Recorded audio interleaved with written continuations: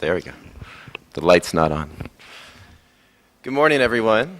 Thank you for coming to this session. This session is on campaigns that work with men to promote gender equality. My name is Andrew Levac, and I'll be your speaker today. And in a moment, I'll introduce our distinguished panel, who have some amazing campaigns to share with you. The session, it's entitled as a skills building session. And I don't know if that's a complete reflection, but it's not your average presentation. What we're going to do today is the idea of building skills is to really provide an opportunity to have a bit of a dialogue about what goes behind campaigns and what are some of those issues that people address when they're designing campaigns, rolling out campaigns, expanding campaigns. So we'll have an opportunity to discuss that with 3 well-established campaigns in different parts of the world. But before we do that, and in that conversation, it'll be great to hear from all of you and really have a dialogue around that. We've got other people who've been part of very meaningful campaigns in this room, so we'd love to hear from you and share for you. So we do intend for this to be rather interactive. But to have a context from which to start, we're going to spend the first half hour just hearing about these 3 great campaigns that have been carried out in different parts of the world. We're going to start with Andre Levac, which is not Andrew Levac, believe it or not. Our names are that similar. Andre is the coordinator of Sonke Gender Justice's National Men Care Program and has implemented the Men Care campaign throughout the country. Andre is a trained social worker and has previously worked in South Africa with the Department of Social Development on a range of issues, including HIV, child protection, victim empowerment, and social work policy. So we'll start with Andre and hear about South Africa first. From there, we'll come to our host country in India, and we'll hear from Mahindra Kumar, who is a program manager at the Center for Health and Social Justice, our wonderful hosts and coordinators of this group, of this meeting, of this symposium. Mahindra works with a well-known campaign that anyone in the South Asia region will be very familiar with, and many of you outside of South Asia, MASVA, Men's Action for Stopping Violence Against Women. And he's been involved with MASVA since it started 10 years ago. So Mahindra will talk about MASVA, and he coordinates all of the work in Uttar Pradesh for MASVA. And finally, with his name tag coming in front of him right now, is Natko Gesh. Natko is based in Zagreb, Croatia, and is the director of an organization called Status M, which works with young men to address gender justice. And he's going to talk about a multicultural campaign called the Be a Man campaign that's occurred in Croatia, Bosnia-Herzegovina, Serbia, Kosovo, and even Albania now, right? So I'm really excited about these 3 campaigns, ones that I think it's a field we've all looked up to and really learned from. And this will be an opportunity to learn more about those, and then, as I said, then open up the dialogue and talk more about, what we can think about as we carry out campaigns or expand or adapt campaigns ourselves. So, without further ado, I'm going to ask my namesake Andre to come up and talk a little bit about the campaign in South Africa, Men Care.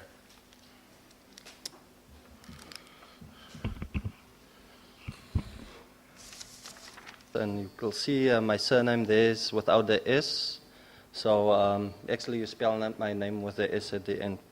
So I'm working for Sonke Gender Justice, and I'm going to present on the Men Care campaign that we implement in South Africa. So we're implementing 2 campaigns. The one is the Men Care Plus campaign and the Men Care campaign. Sonke is also part of the Men Care global campaign, Africa campaign. But specifically today, I'm going to focus on Men Care. And as you can see in the picture, that is what we stand for. During the campaign, we focus on encouraging fathers to become more involved in care work and care duties, or some people will refer to unpaid care. Before I get into the campaign, I just want to give a little context to why we're implementing this campaign in South Africa and where does the campaign fit into South Africa. As a country, we have about 54 million citizens, and out of the 54 million citizens, there's about 30 30 or 38% of those citizens are children. And we are sitting with a very problematic situation in our country where we have a great number of father absence in our country. The father absence is about 50 or 48% of children have absent fathers, which means about 1 out of 2 children in our country is growing up with absent fathers. And all of us in this room know what is the implications for children, for fathers, and for families that grow up without a positive involved father, which link to poverty and a whole lot of range of other problems. 33% of children live with both parents, which means a huge number of children doesn't grow up with both the mother and the father. And only, say about 38% of children in our country live with only the mother, 3% with the father, and then 24% of children live with neither mother or father, which means they live either with a foster parent, with a grandmother, and so on. So that is the problematic situation in our country. And statistics reveal that about 5 million of women in our country are single mothers, which means you can imagine the huge burden of care that there are on women in the country and so on. Our government in South Africa have made since 1994, the end of apartheid, we've made a number of progressive policies and programs that focused on empowering women in the workplace, looking at labor market activation for women. But what is often lacking is the social support for those women that goes to work and leave a child behind, and those kind of programs that support family life. So why are Sonke or Menke having this campaign? What we're saying is that engaged fatherhood is very good for children, it's good for the mothers, but it's certainly also good for fathers. And we want communities to understand that. We want communities to understand why is parenting so important, why is positive parenting involved, but why certainly is fathers involved. In our country, there's massive problems in terms of unemployment, poverty, but we also see big increases when it comes to child abuse, child neglect, and those kind of problems, which also links to a range of other problems linked to domestic violence or gender-based violence for that matter. And most of the programs only focus on women and children. Our policy environment in South Africa is structured in such a way that it focuses on protection of women and children. Men are often being excluded and not being part of programs. We see some policy changes, but certainly it is not enough. And even with the limited policy changes that we see, we do not see the services and service delivery, the access to services, and so on. This might be very familiar for you, especially for us that have children. You will often find that, for instance, if you pick up your cell phone and you talk over your cell phone, walk around, that your child will also do the same. That is what happens normally also for children that are being exposed to domestic violence and other violence in the household. And I've referred to the high numbers of domestic violence in our country. But what we're saying is that if we look at the intergenerational nature of this, is that intergenerational work are often being linked to intergenerational transfer of bad things or violence and those kind of things. What we try to encourage and to show is that intergenerational or good behavior can also be transferred from one generation to another generation, and that is the kind of cycle that we want to start, and also the kind of cycle that we want to break. There's lucky for us, there's a whole body of evidence in South Africa, not only in South Africa, but worldwide, that look at the benefits of involved fatherhood. And some of the benefits speak to the lifelong benefits. And all of us, some of us might know that some of these benefits are linked to better social developmental outcomes for children. So children are more likely, if they grow up with the active and involved or positive involved fathers, receive those benefits which links to better cognitive development, better social, emotional development, but certainly also in terms for mothers, better health outcomes for mothers, better health outcomes for children. So that is some of the positive benefits. And in the work that we do, we like to also carry out the positive message that fathers feel that these programs are really benefiting not only the children, not only their partners, but it also benefits themselves. So some of the goals that we have is that we seek to promote men's involvement as equitable, non-violent fathers. We also look at promoting men as caregivers in order to achieve family well-being and child well-being. So we believe as men are involved, especially from an early age, that that they will continue to be engaged or involved throughout the life course of the children and so on. In most of our work, gender equality is central. And we're doing gender equality education work through different levels. And I will shortly just speak to those levels. As you can see in the picture there, one of our fathers groups that we have in one of the areas in Cape Town, where we look at intensive group sessions with fathers. We address the issues around gender inequality. From an African perspective, we're sitting with lots of problems, especially around cultural norms and values that putting men actually as the dominant part or the dominant person in the household. And those gender unequal balances also perpetrate violence and so on. So that is the type of things that we address. We address the issues around intergenerational work within our programs. From a community education and mobilization level, what we do there is we have a range of activities where we, after we do these group sessions, we start in the community where the men are or resides. We start what we call community action teams. And the community action teams is essentially giving fathers opportunity to provide a warm kind of a support for fathers within the community. But we also give fathers an opportunity to address the issues that hampers their family life or positive family life within their communities. Issues like child abuse, child neglect, and all of those kind of things. If that is an issue in their community, they will address the issues.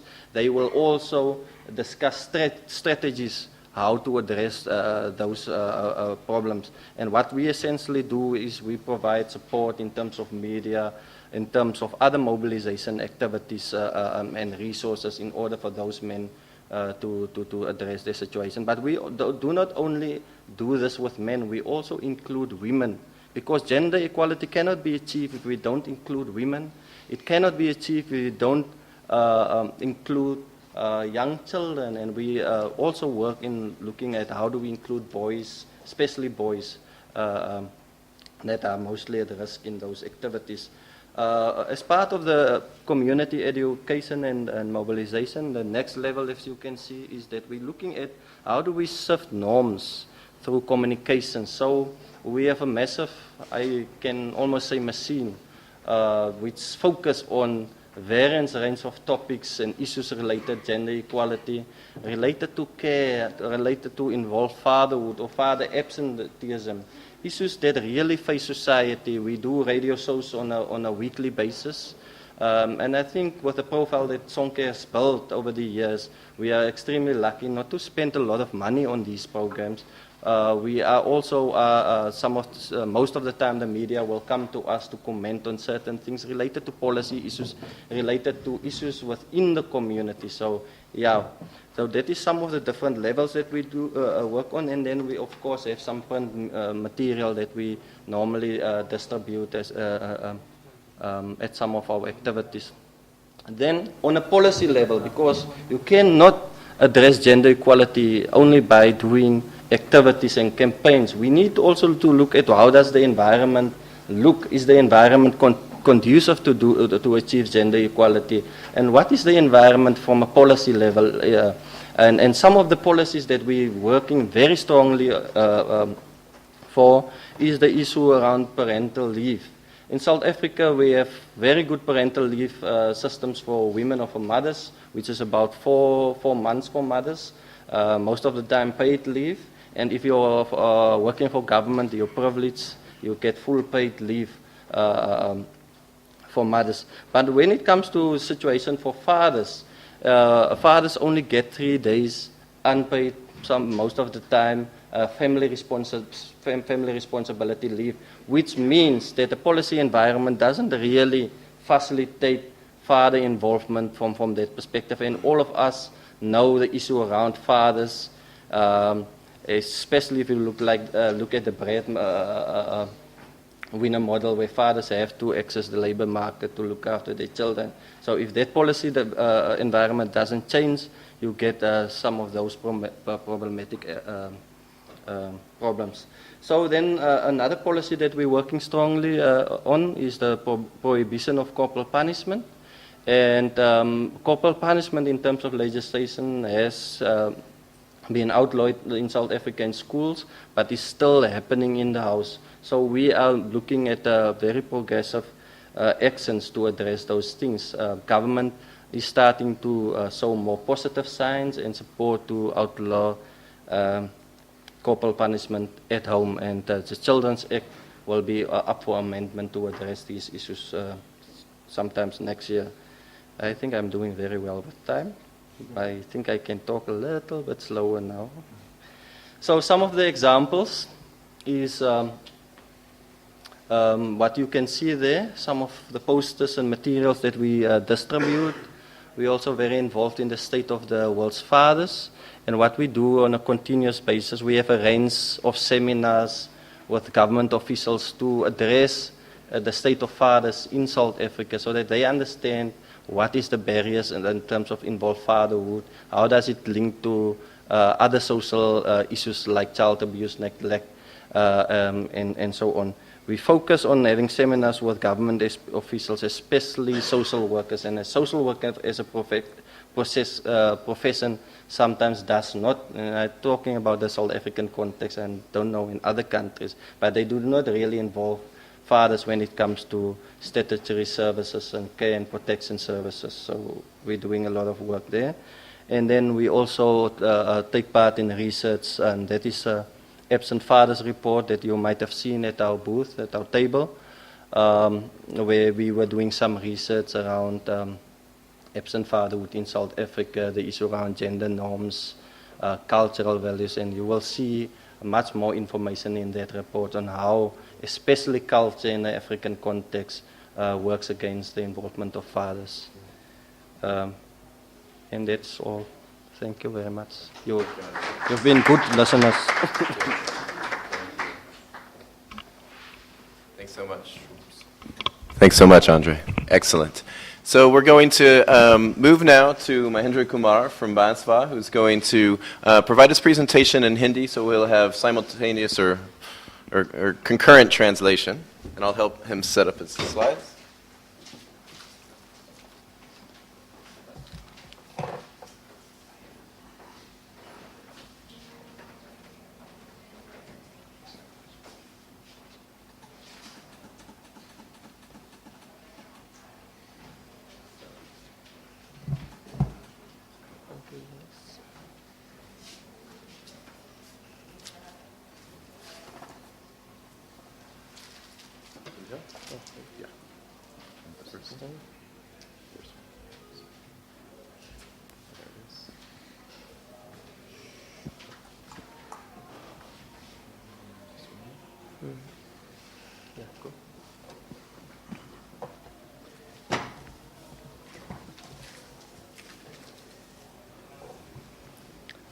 Good morning to everybody. I will speak in Hindi and Sandhya ji will support to us.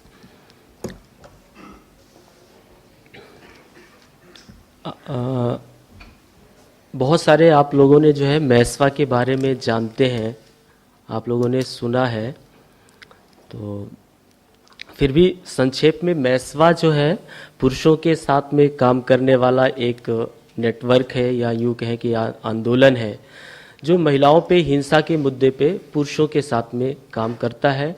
और आज से 10 साल पहले ये अपने आप में भारत में एक नई तरह की सोच थी कि पुरुषों के साथ में इस मुद्दे पे काम करने की ज़रूरत है. When I'm going to be translating, I will only use those words which are not already there on the slide. So the additional thing that he said is this is a movement which started 10 years back in India, and it was one of a novel way of thinking at that point of time. हम पुरुषों के साथ क्यों काम करते हैं, इसके पीछे हमारे कुछ सोच है, जिसमें ये है कि पुरुष जो है वो जन्म से हिंसक नहीं होता. बहुत सारे पुरुष हैं जो इस पूरी पितृसत्तात्मक जो व्यवस्था है उसके एक सामाजिकरण भी उनका इसी व्यवस्था के तहत हुआ है. लेकिन जो है पुरुष महिलाओं पे हिंसा के मुद्दे पे हमेशा उनका दोहरा मापदंड होता है.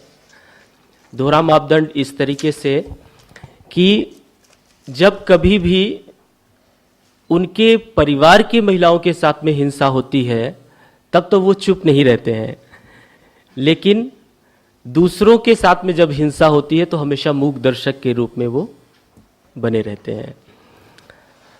So this needs a little explanation. What he's saying is that men, they become mute spectators when there is an incident of violence against women who don't belong to their own families. So that is another important point that he feels is the reason why it's necessary for us to work with men.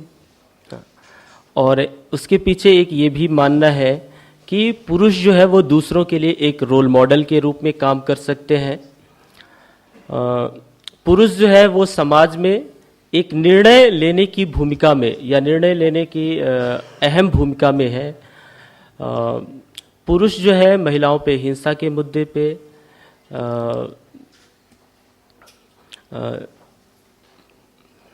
वो दूसरों के हिंसा के मुद्दे पे दूसरों को वो एक सीखने और सिखाने की प्रक्रिया में भी एक अपना योगदान दे सकता है. और पुरुष भी इस जेंडर आधारित हिंसा का एक हिस्सा है. It's basically all there. Just in addition, saying that in India, the way the structure is, men do play an important role in decision making. Therefore, involving them in this entire effort is extremely important. हमारे काम करने की कुछ रणनीतियाँ रही हैं. एक तो ये है कि हम लोगों ने क्षमता वृद्धि, अलग अलग तरह के लोगों के साथ में बहुत सारे व्यक्तिगत लोग हैं, इंडिविजुअल्स हैं, ऑर्गेनाइजेशंस हैं, मीडिया है, एजुकेशनल इंस्टीट्यूट हैं, इन सारे लोगों के साथ हम स्ट्रेटजी के तौर पे एक कैपेसिटी बिल्डिंग हमारा रहा है. दूसरा ये है कि इस मुद्दे को, पुरुषों के साथ काम के मुद्दे को व्यापक स्तर पर ले जाने के लिए कैंपेन का हम लोगों ने बहुत सहारा लिया है, ताकि व्यापक स्तर पे लोगों को महिलाओं पे हिंसा के मुद्दे पे जोड़ा जा सके. So campaigning was one of the very important strategies because that was seen as a way in which we could reach out to more men and get them involved in this whole discussion and dialogue on violence against women. So that was something which is a very important strategy. हाँ, तीसरी strategy हमारी रही है कि बहुत सारे पुरुष हैं जो हिंसा नहीं करते लेकिन चुप रहते हैं, उनको मदद कौन करेगा. तो ये था कि बहुत सारी ट्रेनिंग, कैंपेन, ये प्रक्रियाओं के बाद ये था कि मैसवा मैन आपस में एक पुरुष दूसरे पुरुष को सपोर्ट करेंगे, ताकि वो अपने साथ में बहुत सारे उनके डर थे, जो भय थे, उनके सामने जो चुनौतियां थीं, जो हिचकिचाहट थे. हमेशा ये माना जाता है ना कि पुरुष अपनी कमजोरी को व्यक्त नहीं कर सकता, अगर वो करेगा तो वो अच्छा पुरुष नहीं माना जाएगा. तो ये एक प्रोसेस चलाई गई जिसमें पुरुष पुरुष को सपोर्ट करेगा कि इस पूरा जो जेंडरगत व्यवस्था है वो कैसे उसको नुकसान पहुंचा रही है. So in peer support, what is done is that Maswa men worked with other men to form a peer group, because men often, although they might not be violent themselves, would not even, they didn't condone violence, but they didn't even oppose it.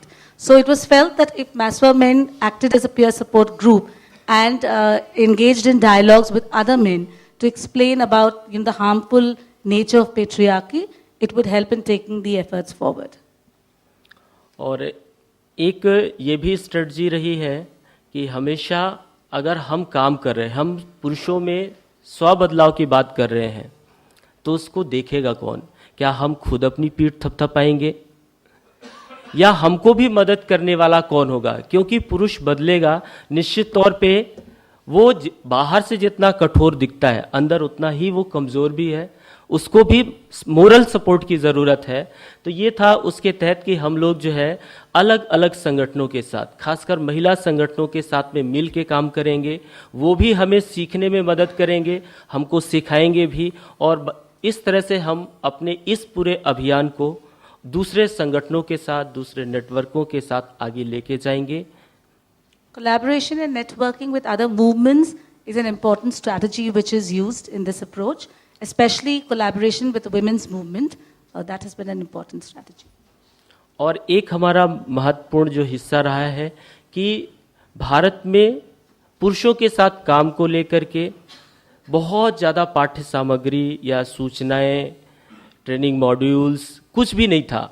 तो ये हम लोगों ने करके सीखा है, उसको दूसरे साथियों तक जो मैसवा के साथ व्यक्तिगत तौर पे या संस्थागत तौर पे जुड़े हुए लोग हैं, उनको हिंदी में सरल भाषा में एक ये सूचनाएं उपलब्ध करवाने में की एक हिस्सा रहा है।